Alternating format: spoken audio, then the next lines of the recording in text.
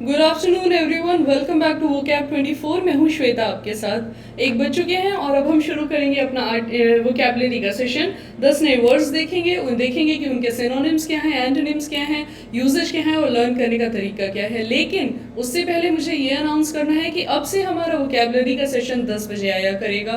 बहुत सारे स्टूडेंट्स ने ये डिमांड की थी कि जो सेशन के टाइम्स हैं उनको शिफ्ट कर दिया जाए, टुवर्ड्स मॉर्निंग कर दिया जाए। तो उन चीज़ों को कंसिडर करते हुए हमने क्या किया है, अपनी टाइमिंग में चेंजेस कर दिए हैं। अब हमारा वोकैबुलरी का सेशन 10 बजे आया करेगा। हमारा जो आर्टिकल का सेशन आता है, जो कि अभी प्रेजेंट में 10 बजे आ रहा है, उसकी जगह अब ये वोकैबुलरी का सेशन आ जाएगा। और आर्टिकल का जो हमारा सेशन है वो 8 AM पे शिफ्ट हो गया है, यानी सुबह 8 बजे आपको आर्टिकल मिल जाएगा, उसका एनालिसिस आपको मिल जाएगा। उसके साथ आप अपनी वोकैबुलरी की लर्निंग शुरू कर सकते हैं। उसके बाद हमारा क्विज का सेशन एज यूजुअल जो आता है आएगा, जिसमें कि आपको क्या करना है, अपना रिवीजन करना है, क्वेश्चन को सॉल्व करने की प्रैक्टिस को बढ़ाना है। लेकिन उससे पहले क्या करना है, सबसे पहले चैनल को सब्सक्राइब कर देना है और बेल आइकन को प्रेस कर देना है। क्योंकि हमारी टाइमिंग चेंज हो रही है तो बेल आइकन को प्रेस करना यहाँ पे मस्ट हो जाता है। नहीं तो आपको कैसे पता चलेगा कि हमारे टाइमिंग्स जो हैं वो शिफ्ट हो गए हैं। अपनी लर्निंग को कंटिन्यू रखने के लिए, अनहिंडर्ड रखने के लिए बेल आइकन को ज़रूर प्रेस करिए, सब्सक्राइब ज़रूर करिए चैनल को, जिससे आप अपनी लर्निंग में किसी भी तरह की हिंड्रेंस को ना फेस करें और कंटिन्यू करते रहें। सुबह जगें, सबसे पहला काम क्या करना है, अपना आर्टिकल देखना है, उसका एनालिसिस देखना है और शुरू करना है अपना दिन अपनी लर्निंग के साथ। फिर आना है वोकैबुलरी पे। 10 वर्ड्स हम रोज नए सीखते हैं, यानी कि एक महीने में कितने नए वर्ड्स हम सीखते हैं, 300 नए वर्ड्स। कैन यू इमेजिन आप कितने स्मार्ट हो रहे हैं दिन ब दिन। तो चलिए शुरू करते हैं अपनी स्मार्टनेस को कंटिन्यू करना, क्योंकि ये हमारे पेपर में हमको हेल्प करेगी और हमें सक्सेसफुल बनाने के लिए बूस्ट करेगी। तो चलिए देखते हैं कि आज हमारा पहला वर्ड क्या है। पहला वर्ड है हमारा जेनेसिस। ये एक नाउन होता है, इसका मतलब होता है स्रोत, या फिर जेनेसिस का मतलब ये भी होता है कि शुरुआत। अब जैसे स्रोत की बात कर रहा है तो ऑब्वियसली शुरुआत आ जाएगा, क्योंकि कहाँ से आपकी शुरुआत होगी, किसी न किसी स्रोत से होगी, तो शुरुआत आपका आ जाएगा। आई होप कि आपको ये रेड कलर का पेन इस कलर की स्लाइड में दिख रहा हो, आपको कोई दिक्कत ना आए। वैसे तो मुझे तो यहाँ पर दिख रहा है, तो मैं इसी से कंटिन्यू कर रही हूँ। अगर आपको कोई दिक्कत आती है तो कॉमेंट बॉक्स में लिखिएगा, मैं पेन का कलर चेंज कर लूँगी। ठीक है, चलिए आगे आते हैं, देखते हैं कि हमारा मीनिंग क्या है। द ओरिजिन और mode of formation of something. देखिए मैंने आपको बताया ना, ओरिजिन स्रोत और मोड ऑफ फॉर्मेशन। अगर किसी चीज का फॉर्मेशन हो रहा है तो वो क्या हो रहा है, शुरू हो रहा है। सिनोनिम्स देखते हैं। ओरिजिन, किसी भी चीज की शुरुआत को हम ओरिजिन कहते हैं। जैसे नदियों के ओरिजिन्स होते हैं, शुरुआत होती है। सोर्स भी यही होता है, वाटर सोर्सेज होते हैं कि वाटर के जो स्रोत हैं वो कहाँ पाए जा रहे हैं। स्टार्ट की अगर बात कर रहे हैं, मैंने आपको शुरू में ही बता दिया है कि ये शुरुआत की बात करेगा, बिगिनिंग की बात करेगा। और रूट की बात कर रहा है, अगर कोई पौधा है और वो ग्रो कर रहा है तो कहीं ना कहीं से रूट होगी ना उसकी, तो उसकी बात ये क्या कर रहा है, जेनेसिस। क्या है जेनेसिस? पौधों की जेनेसिस हम पढ़ते हैं, एनिमल की जेनेसिस पढ़ते हैं बायोलॉजी में। बहुत सारे स्टूडेंट्स हमारे होंगे बायो के, उनको ये बात पता होगी। तो उसका क्या मतलब होता है, स्रोत किसी चीज का, किसी चीज की शुरुआत, किसी चीज की बिगिनिंग। एंटोनिम्स देखते हैं। एंड हो जाना, किसी चीज का अचानक से खत्म हो जाना, वो बिगिन नहीं हो रही है, एंड हो रही है। ओमेगा, ओमेगा क्या होता है, ओमेगा आपके अंदर जिस तरह से बालों को बढ़ने की वो कर देता है ना, इन्हांस कर देता है स्पीड को, उसी तरह ओमेगा क्या होता है, किसी भी चीज को बढ़ने से क्या कर लेता है, किसी चीज की शुरुआत को रोकता है। यहाँ पे रोकने से देखना है आपको कि किस आपके डैमेज को जैसे ओमेगा रोकता है ना, स्किन के डैमेज को ओमेगा क्या करता है, रोकता है। तो आप यहाँ पे ये याद कर लीजिए कि आपका जो डैमेज है उसकी जेनेसिस नहीं हो रही है, उसका ओमेगा हो रहा है, यानी कि वो बंद हो रहा है। और ये एंटोनिम फॉर्म हो जाएगा आपका जेनेसिस का। और कंक्लूजन, कंक्लूजन किसी भी चीज के एंड में ऑब्वियसली दिया जाता है। जब कोई बात खत्म होती है तब कंक्लूजन की बात होती है, तो क्या है वो, जेनेसिस का एंटोनिम बन जाता है। और फिर एग्जाम्पल कंसिडर करते हैं, क्या लिखा हुआ है, This tale had its genesis in fireside story. इस कहानी की जो शुरुआत है वो फायरसाइड स्टोरीज से होती है। फायरसाइड स्टोरीज का क्या मतलब है, किसी टाइप की अलग स्टोरीज नहीं होती हैं। आग के चारों तरफ बैठ के सर्दियों के दिनों में या कैंपिंग के टाइम में जो लोग कहानियां एक दूसरे की शेयर करते हैं, वहां से क्या हुआ है, इस टेल की, इस कहानी की शुरुआत हुई है, जेनेसिस हुई है। अब ये देखिए यहाँ पे इमेज में क्या बता रहा है, एक आदमी बैठा हुआ है, वो क्या है, अपनी जेनेसिस ऑफ रेस के लिए क्या है, रेडी है। तो यहाँ पे जेनेसिस का मतलब क्या दे रहा है, शुरुआत किसी भी चीज की। अगला वर्ड कंसीडर करते हैं। अगला वर्ड है हमारा अपीजमेंट। ये एक नाउन होता है। आज ये हमारे आर्टिकल में भी आया था, जेनेसिस वर्ड भी हमारे आर्टिकल में आया था, जिसमें कि हमने ये डिस्कस किया था कि इन चीज़ों की शुरुआत, जो चाइना इंडिया में कन्फ्लिक्ट चल रहे हैं, इन चीज़ों की जेनेसिस कहाँ से है, उसके ऊपर डिस्कशन हुआ था। तो क्या करना है आपको, यहीं पर समझ जाना है कि आर्टिकल पढ़ना आपके लिए कितना ज़रूरी है, और वापस जाना है इस वीडियो के बाद, आर्टिकल को पढ़ना है, उसको लाइक करना है, दोस्तों के साथ शेयर करना है, चैनल को सब्सक्राइब करना है। चलिए वापस आ जाते हैं। अपीजमेंट ये एक नाउन होता है जिसका मतलब होता है मनुहार। अब मनुहार थोड़ा सा ज़्यादा लिटरल वर्ड हो जाता है, तो मैं यहाँ पे ये बता दूँ, किसी भी चीज़ को अगर आप मना रहे हैं, मनाना अगर हो रहा है तो वो मनुहार कहलाता है। कि आपसे कोई नाराज़ हो गया है तो आप उसके मन की बात कर दें तो मनुहार कर रहे हैं, आप उसकी मान के आगे हार गए हैं। अपीजमेंट होता है ये, किसी को मनाना अपनी बात के लिए अपीजमेंट कहलाता है। चलिए देख लेते हैं मीनिंग क्या है इसका। The practice of giving a country what it wants in order to avoid war. किसी भी चीज़ की कोई भी प्रैक्टिस, कोई भी ऐसा किया गया काम ऑफ गिविंग अ कंट्री, जो कि किसी कंट्री के लिए बात कर रहा है, व्हाट इट वांट्स यानी कि उस कंट्री को वो चीज़ दे देना जो वो चाहता है, जिससे कि युद्ध ना हो। अब मैंने आपको बताया कि आज के आर्टिकल में हमारे अपीजमेंट आया था और चाइना इंडिया की बात हो रही थी, तो हम इंडिया और चाइना हमसे क्या कह सकता है। वैसे चाइना तो अपनी बात पे बहुत रिजिड है, हम ही लोग अवॉइड कर रहे हैं युद्ध, तो उसमें क्या हो रहा है, हम अपीजमेंट कर रहे हैं चाइना से कि आप क्या करें, हट जाएं यहाँ से। सिनोनिम्स देखते हैं। कंसिलिएशन, किसी भी चीज़ को क्या करना, संभाल लेना, बात को समझा लेना, उसको कंसाइल कर लेना, जहाँ पे है बात वहीं पे रुक जाए, आगे ना बढ़े, तो अपीजमेंट कहलाएगा, कंसिलिएशन कहलाएगा। प्लेकेशन भी यही होता है, किसी चीज़ को रोक लेना, उसको कंट्रोल में कर लेना, प्लेकेशन कहलाएगा। और पेसिफिकेशन की बात कर रहा है। पेसिफाई का मतलब हम लोग एज यूजुअल जानते हैं कि शांति से लिया जाता है।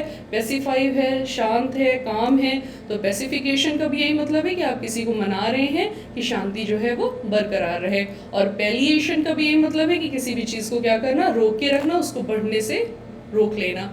एंटोनिम्स देखते हैं। मैंने देखे एंटोनिम रेड कलर से मार्क किए हैं, इसका मतलब क्या है, खतरा है, इसमें कुछ उल्टा है। चलिए पढ़ते हैं क्या है। प्रोवोकेशन, भड़का रहे हैं आप किसी चीज़ को, अपीजमेंट नहीं कर रहे हैं, उसको और ज़्यादा इग्नाइट कर रहे हैं। एग्रीवेशन का भी यही मतलब होता है, किसी भी चीज़ को बढ़ा देना, एग्रीवेशन आपका कहलाता है। और फिर है डिसएग्रीमेंट। अग्रीमेंट अगर है तो अपीजमेंट है, दोनों एक दूसरे की बात को मानते हैं तो अपीज है, नहीं है तो डिसएग्रीमेंट हो जाएगा, डिसएग्रीमेंट है तो अपीजमेंट का ऑपोजिट हो जाएगा। डिसएग्रीमेंट भी आपका नाउन होता है, जहां पर भी मेंट लगा है वो सब क्या है, नाउन है। एग्जाम्पल कंसिडर करते हैं। This is not a time for political accommodation और पॉपुलर अपीजमेंट। ये समय किस चीज़ का नहीं है कि राजनीतिक अकोमोडेशन किए जाए, राजनीतिक बातों को जगह दी जाए, या फिर पॉपुलर अपीजमेंट की जाए, यानी कि लोगों को मान मनोहार उनका किया जाए, ये इस चीज़ का समय नहीं है। इमेज को कंसिडर करते हैं।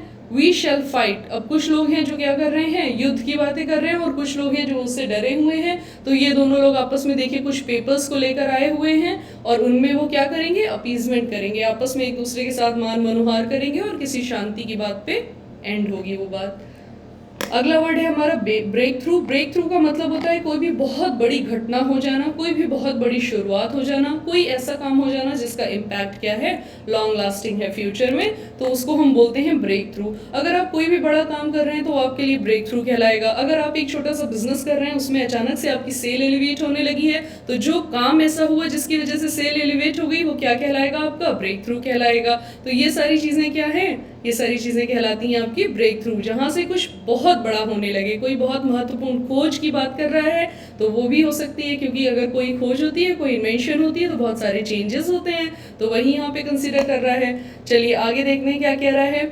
इसकी मीनिंग बोल रहा है a sudden dramatic and important discovery और डेवलपमेंट। एक अचानक से होने वाले बदलाव की, खोज की बात कर रहा है, जो कि विकास में रिजल्ट करेगा।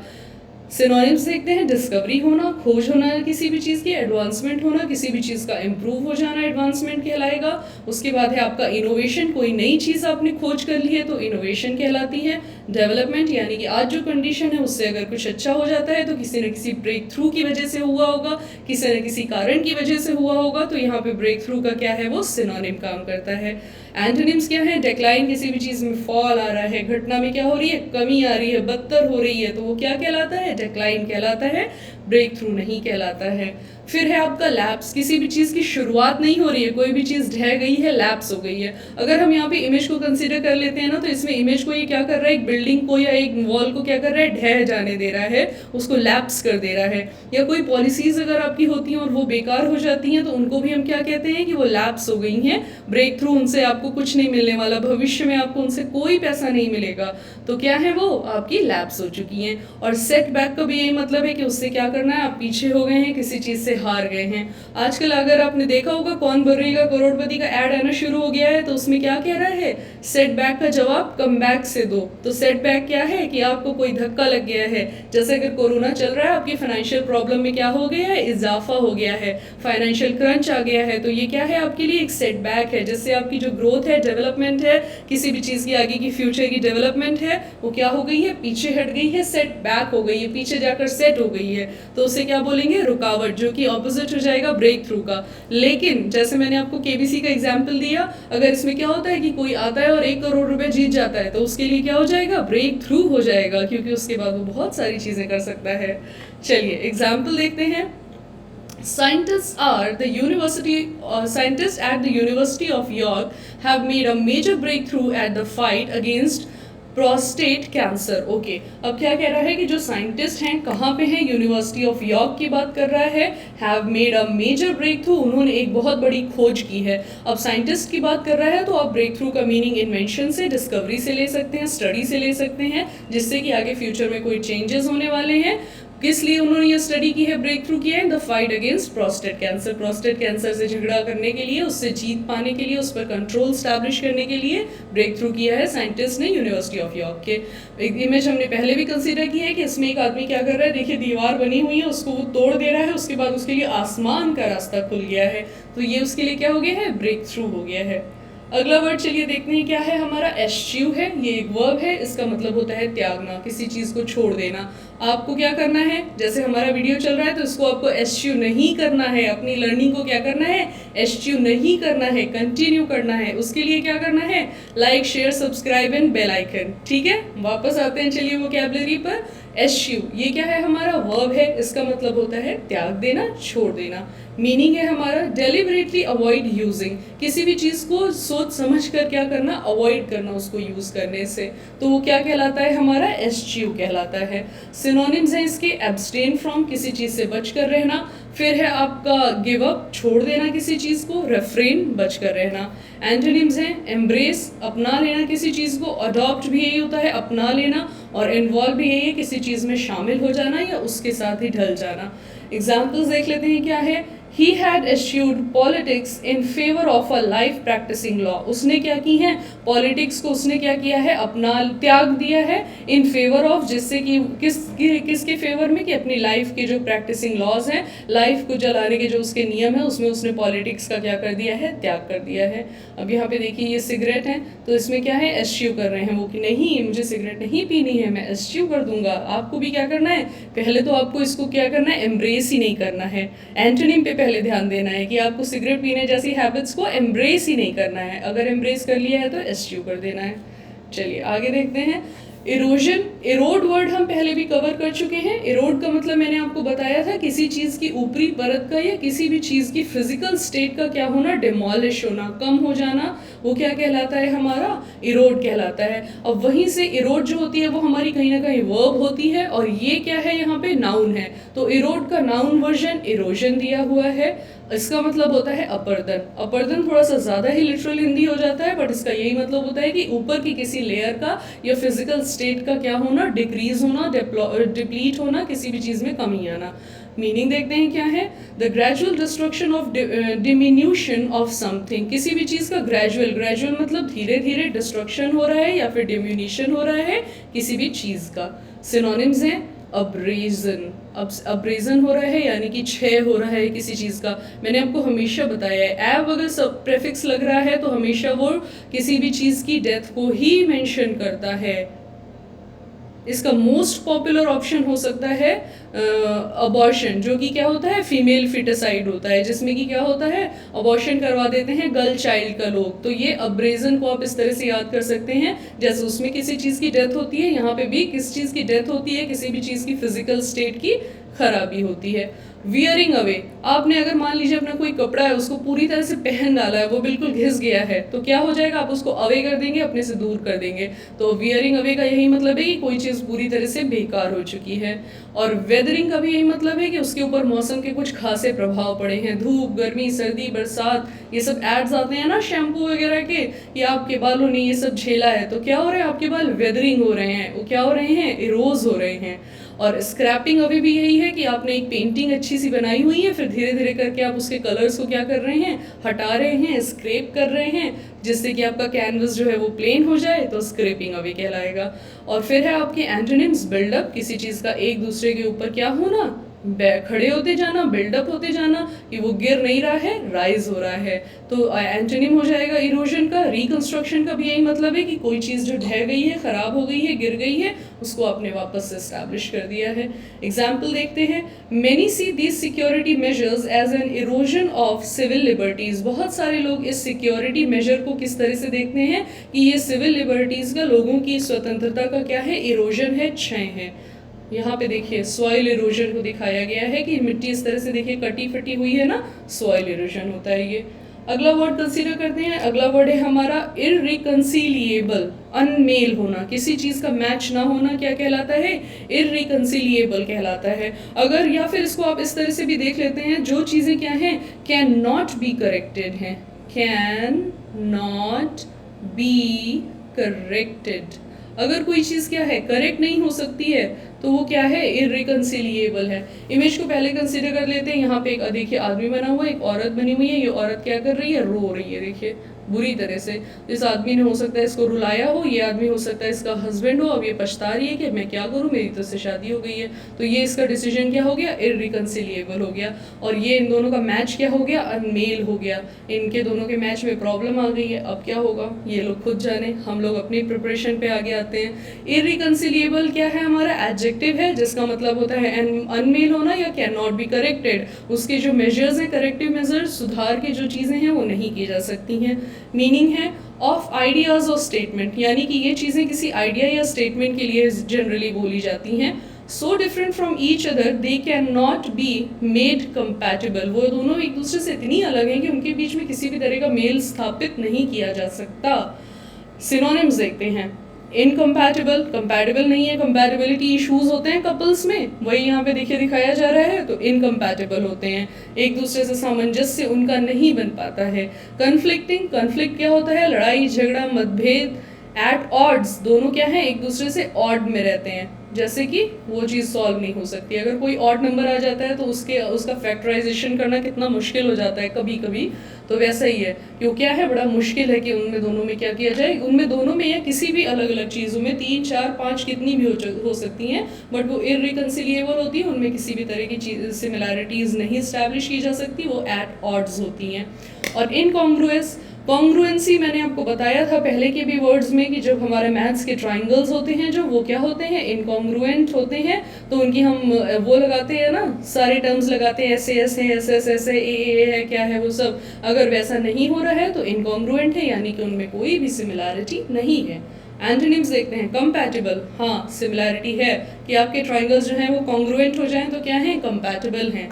कॉन्सोनेंट का भी यही मतलब है कि वो दोनों एक दूसरे से क्या है, उस हर जगह वो अवेलेबल हो सकते हैं। जनरली जैसे हमारे इंग्लिश के अल्फ़ाबेट में कॉन्सोनेंट्स होते हैं, वो ज़्यादा होते हैं, बहुत सारे होते हैं, उनसे बहुत सारे वर्ड्स बनाए जा सकते हैं। तो वही है यहाँ पे कि वो ईजिली जो वो हैंडल किया जा सके तो कॉन्सोनेंट कहलाएगा। फिर है आपका रिजॉल्वेबल, कि अगर कोई चीज़ हो गई है वो रिजॉल्व की जा सकती है, सॉल्व की जा सकती है, तो वो आपकी क्या कहलाती है, इररिकंसिलिएबल नहीं कहलाती है, रिजॉल्वेबल कहलाती है। एग्जाम्पल देखते हैं, These two views of the economy are irreconcilable। ये दोनों जो व्यू हैं, दोनों मत हैं किस चीज़ के बारे में, इकोनॉमी के बारे में, वो क्या है, बिल्कुल अनमेल है, उन दोनों में आपस में कोई भी मैच नहीं है। अगला देखते हैं क्या है, अगला वर्ड है हमारा रेप्रोचमेंट। ये एक नाउन होता है, इसका मतलब होता है मेल जोल। अब पीछे आपने अनमेल पढ़ा, यहाँ पे मेल जोल आ जाता है। अब लेकिन यहाँ पे मेल जोल के क्या मोटिव्स हो सकते हैं, उनके बारे में बाद में बात करते हैं। चलिए पहले देखते हैं कि मीनिंग क्या है। Specially in international affairs and establishment और रिजम्पशन ऑफ हार्मोनियस रिलेशंस। क्या है, अंतर्राष्ट्रीय स्तर पर दो देशों के बीच में अगर कोई बात हो रही है, दो कमिटीज़ के बीच में अगर बात हो रही है, यहाँ पे स्पेशली बोला गया है, सिर्फ मेनली ओनली नहीं बोला गया है, यानी कि मुख्य रूप से ऐसा है लेकिन सिर्फ ऐसा है इसकी बात नहीं कर रहा है। इसलिए अगर दो कोई फॉर्मल कमिटीज़ हैं, आपस में दो स्टेट्स के बारे में भी बात हो रही है, दो कंट्रीज़ हैं, 4 कंट्रीज़ हैं, यानी कि किसी लार्ज स्केल पर फॉर्मल तरीके से अगर कोई बातचीत होती है, कोई रिलेशन स्टैब्लिश किया जाता है, तो हम उसे क्या कह देते हैं, रिप्रॉचमेंट कह देते हैं। ये एक नाउन होता है। चलिए देखते हैं सिनोनिम्स क्या हैं। रीयूनाइटिंग, दो चीज़ों के बीच में मिल जाना, जैसे हमारा इंडिया चाइना का जो वॉर चलने की सिचुएशन है, स्टैंड ऑफ्स हो रहे हैं, ये बंद हो जाए, हम दोनों रीयूनाइट हो जाएंगे, तो क्या कहलाएगा, रिप्रॉचमेंट कहलाएगा। आगे देखते हैं, हमारा रीयूनियन है। ऑब्वियसली रीयूनियन होते हैं कॉलेज में, अलग अलग से सारे बच्चे जो होते हैं वो मिलते हैं, मेल जोल होता है, रीयूनियन होता है कॉलेज का। फिर क्या है, रिकन्सिलिएशन। पीछे हमने क्या पढ़ा था, अगर आपको याद हो तो पीछे हमने पढ़ा इरिकन्सिलिएबल, और यहाँ पे क्या आ गया है हमारा, सॉरी यहाँ पे हमारा आ गया है रिकन्सिलिएबल। वहाँ पे इरिकन्सिलिएबल था, यहाँ पे रिकन्सिलिएबल है। वहाँ पे मेलजोल नहीं बैठ सकता था, यहाँ बैठ सकता है। चलिए आगे एंटोनिम्स देखते हैं। हॉस्टिलिटी, अलगाव होना, विवाद होना, आपस में मतभेद होना, हॉस्टिलिटी कहलाएगा। और अलूफनेस, अगर क्या है, दो चीज़ें एक दूसरे से अलूफ हैं। अब लूफ को आप कैसे समझते हैं, जैसे मैं इसको ऐसे याद करती हूँ, जैसे कोई लूप है, लूप का मतलब क्या होता है, एक घेरा है, उसमें क्या है, सब लोग आ रहे हैं, लेकिन क्या है, आप किसी और ही घेरे में खड़े हुए हैं, तो आप क्या हैं, इससे अलूफ हैं, अलग हैं, तो क्या कहलाएगा, ये अलूफनेस कहलाएगा। और एंटेगोनिज्म, एंटेगोनिज्म क्या होता है, जैसे प्रोटेगोनिज्म होता है क्या, कि हीरो हो गया, वो उसको हर कोई पसंद कर रहा है, और एंटेगोनिज्म उसको कोई नहीं पसंद कर रहा है, जैसे कि जो हमारे पिक्चर के विलन्स होते हैं। चलिए एग्जाम्पल देखते हैं।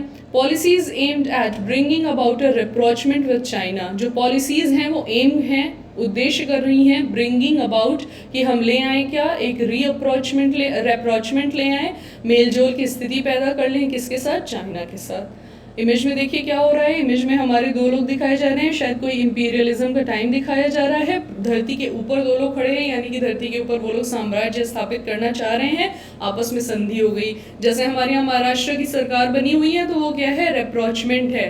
मैंने आपको शुरुआत में ही बताया था कि दो कमिटीज़ के बारे में भी ये बात हो सकती है, दो पार्टीज़ के बारे में, स्टेट्स के बारे में, कई अलग अलग स्टेट्स के बारे में। तो जो महाराष्ट्र की सरकार की बात अगर हम कर लें, तो वो क्या है, हमारी रिप्रॉचमेंट है। अगला हमारा वर्ड है पेट्रोल। ये होता है, इसका मतलब होता है पहरा करना या गश्त लगाना। इसका सबसे बेस्ट एग्जाम्पल है जिसको कि आप लाइव तरीके से देख सकते हैं, वो क्या है, आपकी कॉलोनी में आप जहाँ पे भी रहते हैं वहाँ पे क्या करती है, पुलिस पेट्रोलिंग करती रहती है। वो क्या होती है, अपनी जिप्सी लेकर आते हैं, रात में इधर उधर गश्त लगाते रहते हैं, जिससे कि वो क्या कर पाएँ, इस्टेब्लिश कर पाएँ कि कहीं चोरी नहीं हो रही है, कहीं कोई गुंडागर्दी नहीं हो रही है, रात में किसी तरह का कोई खतरा नहीं है। तो ये आपकी क्या कहलाती है, पेट्रोलिंग कहलाती है। इसको आप हर लेवल पे समझ सकते हैं। अगर किसी बिल्डिंग में कोई चौकीदार है, वो क्या कर रहा है, पेट्रोलिंग कर रहा है। हमारे सेना के जो जवान है वो सीमा पर खड़े हैं, वो क्या कर रहे हैं, पेट्रोलिंग कर रहे हैं। चलिए मीनिंग देखते हैं।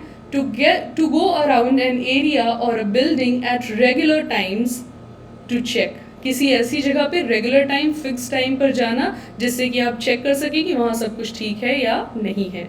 सिनोनिम्स देख, आगे है, that is safe and that there is no trouble. क्या चेक करने के लिए जाते हैं कि वहाँ सब कुछ क्या है, सुरक्षित है, वहाँ कोई समस्या दिक्कत नहीं है। सिनोनिम्स हैं कीप गार्ड ऑन, गार्ड्स जो होते हैं हमारे, वो क्या करते हैं, सुरक्षा करते हैं हमारी, कीप गार्ड करते हैं वो। कीप वॉच ऑन, किसी भी चीज़ को वॉच करते रहना। छोटा बच्चा अगर खेल रहा है तो आप उसको क्या कर रहे हैं, वॉच कर रहे हैं, आप उस तरह से देख लीजिए। लेकिन ये लार्ज स्केल पे अगर किया जाए कि स्कूल में जो गार्ड होता है बच्चों को क्या करता है, बस में वो ठीक से बैठ गए या नहीं बैठ गए, इसकी क्या करता है, वो पेट्रोलिंग करता है, हर तरफ बस के इधर उधर कई सारी जो बसेस होती हैं अगर उनमें देख ले तो उसका काम क्या कहलाएगा, पेट्रोलिंग कहलाएगा। सिंस यहाँ पे वर्ब है तो उसका काम जो है वो पेट्रोलिंग कहलाएगा। फिर है लुक आउट, आप निगरानी रखें, देखें, इंस्पेक्ट कर लें, निरीक्षण कर लें। एंटोनिम्स देखते हैं। ओवरलुक, नज़रअंदाज कर देना, कोई भी चीज़ है आप उसको जाने दें। जैसे आप पेजेस अपनी कॉपी के पलटते हैं ना ओवरलुक करके, वो आपको नहीं करना चाहिए, ध्यान से पढ़ना चाहिए। लेकिन अगर आप क्या कर रहे हैं, उसको बस पलटते जा रहे हैं, ओवरलुक कर रहे हैं, आप ध्यान नहीं दे रहे हैं उस पर, चेक नहीं कर रहे हैं उसको। फिर है आपका नेग्लेक्ट, आपने उस चीज़ पे ध्यान नहीं दिया। फिर है आपका इग्नोर, जाने दिया, जो हो रहा है होने दो, मुझे क्या मतलब। जैसे बहुत सारे लोग अभी भी होंगे कि चाइना इंडिया में जो हो रहा है होने दो, मुझे क्या मतलब, तो ये क्या है, गलत बात है। फिर है अवॉइड की बात कर रहा है, यानी कि किसी भी चीज़ को क्या करना, छोड़ देना, आपसे कोई मतलब नहीं है। एग्जाम्पल देख लेते हैं क्या है। Guards can be seen patrolling everywhere. जो गार्ड्स हैं, जो हमारे क्या हैं, सुरक्षा कर्मी हैं, उनको देखा जा सकता है हर जगह क्या करते हुए, पेट्रोलिंग करते हुए। ये देखिए इमेज में भी NYPD बनी है। NYPD क्या होती है, न्यूयॉर्क पुलिस डिपार्टमेंट, काफ़ी फेमस होती है न्यूयॉर्क की पुलिस ना, इसीलिए उसको दिखाया गया है। वो लोग क्या कर रहे हैं, गश्त लगा रहे हैं। कहाँ पे गश्त लगा रहे हैं, ये अमेरिका का वही वो सेंटर होगा जहाँ पे वो नदी है उनकी, कौन सी नदी है वहाँ पे, आप खुद पता करिएगा। चलिए आगे देखते हैं। फजी, फजी का मतलब है अस्पष्ट।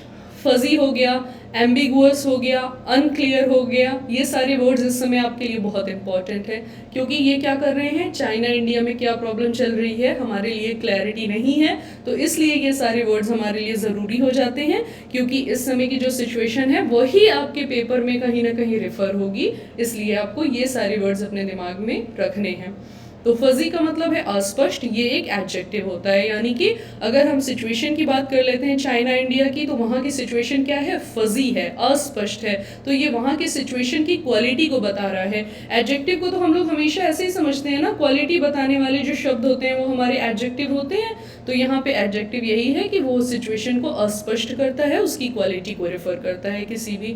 मीनिंग क्या है, confuse and not express clearly, confuse हैं कि क्या हो, क्या है, क्या नहीं, क्या होना चाहिए, क्या नहीं होना चाहिए, या फिर नॉट एक्सप्रेस्ड यानी कि उनको सफाई से किसी चीज़ का पता नहीं है। सिनोनिम्स क्या हैं, कंफ्यूज्ड, मडल्ड, परप्लेक्स्ड, बीफडल्ड, सारे वर्ड्स हम लोग पहले के सेशन में कवर कर चुके हैं। अगर आपने पहले के सेशंस देखे हैं तो आपको पता होगा, अगर नहीं देखे हैं तो क्या करना है, जाना है, सेशन को देखना है, लाइक करना है, शेयर करना है, सब्सक्राइब करना है। वापस आते हैं, कंफ्यूज हैं आप, नहीं आपको समझ में आ रहा है क्या करना है, मडल्ड है, बिल्कुल आप किसी चीज़ में उलझ गए हैं। परप्लेक्स्ड भी यही होता है कि आपके दिमाग में बिल्कुल उलझन पैदा हो गई है, और बीफडल्ड कि आप बिल्कुल फडल्ड हो गए हैं, फंस गए हैं किसी भी बात में। एंटोनिम्स हैं, क्लियर हेडेड, बिल्कुल आप अपने दिमाग में सॉर्टेड हैं कि मुझे अपना एग्जाम क्लियर करना है, उसके लिए मुझे vocab 24 के वीडियोस हर दिन देखने हैं, आप क्या हैं, क्लियर हेडेड है। और ओरिएंटेड है, आप vocab 24 के वीडियोस देखने के लिए ओरिएंटेड है कि मुझे यहाँ का आर्टिकल समझ में आता है, मुझे देखना है, इसका vocab का सेशन अच्छा है, मुझे देखना है, क्विज अटेंड करना है, क्योंकि मुझे अपनी स्पीड को इन्हांस करना है। तो आप क्या हैं, ओरिएंटेड हैं अपनी पढ़ाई को लेकर। एग्जाम्पल देखते हैं। In short my mind is fuzzy rather than well defined. अगर छोटे सेंस में कहा जाए या संक्षेप में कहा जाए तो मेरा जो दिमाग है ना वो फजी है, वो अस्पष्ट है, उसमें कुछ भी क्लियर नहीं है, रेदर देन वेल डिफाइंड, ना कि वो क्या है, बिल्कुल क्लियर है, उसके बारे में सब बात पता है। अब यहाँ पे एक लड़की है, वो कंप्यूटर की स्क्रीन को देख रही है और थोड़ी परेशान दिख रही है, तो कंप्यूटर की स्क्रीन में जो भी बातें लिखी हैं वो हो सकता है उसके लिए फजी हो, या हो सकता है नेटवर्क इशू हो तो स्क्रीन ही क्लियर नहीं आ रही हो तो फजी हो। ये सारी सिचुएशन क्या बताती हैं, अस्पष्ट। और इस इमेज के थ्रू भी हमको क्या चीज़ फजी है हमारे लिए, कि ये स्क्रीन में एक्चुअली देख क्या रही है, या स्क्रीन में इसके साथ प्रॉब्लम है क्या, ये हमारे लिए क्या है, फजी है। चलिए अगला देखते हैं, कंसेंसस। कंसेंसस हम पहले भी कवर कर चुके हैं, जिसका मतलब होता है सामंजस्य होना, एक दूसरे के साथ हामी होना, जो लोग भी एक दूसरे के साथ बातें करें उनमें आपस में अग्रीमेंट होना, तो ये क्या कहलाता है, कंसेंसस कहलाता है। मैंने इससे पहले भी आपको कंसेंट का एग्जाम्पल दिया था, जिसमें कि हमारे पेरेंट टीचर मीट के लिए हमें कंसेंट भेजा जाता था साइन करवाने के लिए, कि अपने पेरेंट्स से आप कंसेंट पे क्या करवा के लाइए, साइन करवा के ले आइए, तो क्या होता था, वो कंसेंट हो जाता था। वहीं से ये कंसेंसस निकला है। कंसेंट का मतलब हामी भरना, कंसेंसस का मतलब सामंजस्य, हाँ मैं राजी हूँ, जो तुम कहोगे मैं करूँगा, तो क्या कहलाता है, कंसेंसस, ये एक नाउन होता है। मीनिंग क्या है, अ जनरल अग्रीमेंट। ऑब्वियस सी बात है, आपने अपने दोस्त से क्या कह दिया, सारे दोस्तों ने मिलकर डिसाइड किया कि हाँ हम एक पिकनिक स्पॉट पर उस दिन मिलेंगे, तो ये सब क्या है, कंसेंसस है। सिनोनिम्स हैं इसके, अग्रीमेंट मैंने पहले ही आपको बताया कि आप आपस में क्या कर लें, सुनिश्चित कर लें, राजी हो जाएं। कॉन्करेंस का भी यही मतलब है कि आप दोनों की बातें एक जगह अकर हो रही हैं, जैसे कॉन्करेंसी होती है किस चीज़ में, ट्रायंगल में होती है, और फिर हमारे उसमें भी कॉन्ग्रुएंट होते हैं, हमारे सर्कल्स भी कॉन्ग्रुएंट होते हैं, तो ये सब चीज़ें सिमिलर पॉइंट पे अगर कोई है तो वो क्या कहलाता है, कॉन्करेंस कहलाता है, कॉन्करेंस। फिर अकॉर्ड, अकॉर्डियन मैंने आपको बताया था, प्ले करते हैं हम लोग तो एक के बाद एक नोट्स पे हम लोग को क्या करना होता है, ध्यान देना होता है, कौन सी की अब बजेगी, कौन सी तब बजेगी, इस पे क्या करना होता है, ध्यान देना होता है, तो वो क्या है, अकॉर्ड है। अकॉर्डिंग टू से अकॉर्ड बना है आपका, या अकॉर्ड से आपका अकॉर्डिंग बना है। एंटोनिम्स देखते हैं। डिसएग्रीमेंट, आपस में मतभेद है। डिस्कॉर्ड है, अकॉर्ड नहीं है, डिस्कॉर्ड है। कॉर्ड को आप इस तरह से भी देख सकते हैं, जैसे एक डोरी होती है तो उसको भी हम कॉर्ड कहते हैं ना। अगर आपने कॉर्ड को, डोरी को डिस कर दिया, अलग कर दिया, तो क्या है आपका? डिस्कॉर्ड हो गया है। और डिसेंट, एसेंट नहीं है, डिसेंट है, आप बात को नहीं मानेंगे तो क्या है? आप ऑपोजिट कर रहे हैं कंसेंसस का, असेंट का डिसेंट कर रहे हैं। फिर है आपका example, there is a growing consensus of opinion on this issue. इस बारे में क्या है? ग्रोइंग कंसेंसस है, बढ़ रही है हामी, सामंजस्य बढ़ रहा है लोगों का, ओपिनियन का, विचार का। किस चीज़ के बारे में? इस प्रॉब्लम के बारे में, यानी कि किसी प्रॉब्लम के कॉमन सोल्यूशन पे हर कोई क्या हो रहा है? पहुंच रहा है। अब ये दोस्त हैं, एक के ऊपर एक हाथ रख रहे हैं, यानी कि कोई उन्होंने एक प्लान बनाया है, उसके लिए सब लोग राजी हैं, तो कंसेंसस में है। अब क्या करेंगे? क्विक रिवीजन करेंगे। 10th वर्ड हमारा पहला वर्ड बन जाएगा कंसेंसस, नाउन, सामंजस्य, agreement, general agreement. 9th word है हमारा फजी, अस्पष्ट होना, ये एक एडजेक्टिव होता है, कोई चीज़ अगर क्लियर नहीं है तो फजी होती है। फिर है आपका पेट्रोलिंग, पहरा करना, गश्त लगाना, किसी भी चीज़ को चेक करना कि वो स्टेबल है कि नहीं, सेफ है या नहीं, ये आपका पेट्रोलिंग कहलाता है, ये एक वर्ब होता है। फिर है आपका रेप्रोचमेंट, नाउन होता है, मेल जोल, अगर इंटरनेशनल लेवल पे, स्टेट लेवल पे, कंट्री लेवल पे, कमिटी लेवल पे फॉर्मल तरीके से आप किसी भी चीज़ में राज़ी हो रहे हैं, कोई मेल जोल स्थापित करने की कोशिश कर रहे हैं, तो उस प्रोसेस को क्या बोलेंगे जो कि नाउन हो जाएगा? रेप्रोचमेंट सॉरी। फिर है आपका इरिकंसिलिएबल, ये एक एडजेक्टिव होता है, किसी भी चीज़ में कोई मैच ना होना या फिर किसी भी चीज़ का सही ना हो पाना इरिकंसिलिएबल कहलाता है, जिसके परिणामों को आप क्या कर सकें? कम ना कर सकें। फिर है आपका इरोजन, इरोजन नाउन है आपका, जिसका मतलब होता है डिके होना, किसी भी चीज़ का घट जाना, बेकार हो जाना, उसकी जो फिजिकल कंडीशन है उसमें क्या होना? डिक्रीज हो जाना, डिप्लीशन हो जाना, आपका इरोजन कहलाएगा। 4th वर्ड था हमारा एस्च्यू, जिसका मतलब था त्याग कर देना। मैंने आपको बताया है कि सिगरेट को क्या करना है? पहले तो एम्ब्रेस नहीं करना है, अगर एम्ब्रेस कर लिया है तो एस्च्यू कर देना है। ये दोनों आपके क्या हैं? सिनोनिम्स और एंटोनिम्स एक साथ बन जाते हैं। फिर था ब्रेक थ्रू, किसी भी चीज़ की महत्वपूर्ण खोज, महत्वपूर्ण संरचना, कोई महत्वपूर्ण टाइम, कोई ऐसा काम हो जाना जिसका फ्यूचर में इम्पैक्ट अच्छा हो, तो वो आपका क्या कहलाता है? ब्रेक थ्रू, जो कि एक नाउन होता है। सेकेंड वर्ड था हमारा अपीजमेंट, मान मनोहार करना, किसी को मनाना या किसी के साथ ऐसे पॉइंट्स पर आना जहाँ की दोनों एक दूसरे के साथ राजी हो जाएं, तो क्या कहलाता है? अपीजमेंट कहलाता है। इस केस को आप चाइना इंडिया के साथ समझ सकते हैं कि इंडिया क्या कर रहा है? कोशिश कर रहा है चाइना के साथ अपीजमेंट की, कि सिचुएशन कंट्रोल हो जाए, युद्ध ना हो, लॉसेस ना हो। ये नाउन है आपका। और हमारा फर्स्ट एंड फाइनल वर्ड था जेनेसिस, किसी चीज़ की शुरुआत होना, ओरिजिन होना, स्टार्ट होना, जेनेसिस कहलाता है, ये एक नाउन होता है। आई होप कि आपने अपना सेशन बहुत अच्छे से पढ़ा होगा, अपने अपने वर्ड्स जो हैं वो रिवाइज किए होंगे। जिन लोगों ने आज आर्टिकल पढ़ा होगा उनको पता चल गया होगा कि कितने सारे वर्ड्स इसमें कॉमन थे। जिन्होंने अगर नहीं भी पढ़ा है तो उनको क्या करना है? वापस जाना है। कैसे वापस जाएंगे? ऐसे step by step, step by step. अब यहाँ पे स्टेप्स नहीं बन रहे, एक एक कदम को उठा के आपको क्या करना है? वापस जाना है। कहाँ वापस जाना है? वो कैप 24 पे। और क्या करना है? आर्टिकल वाले सेशन को देखना है।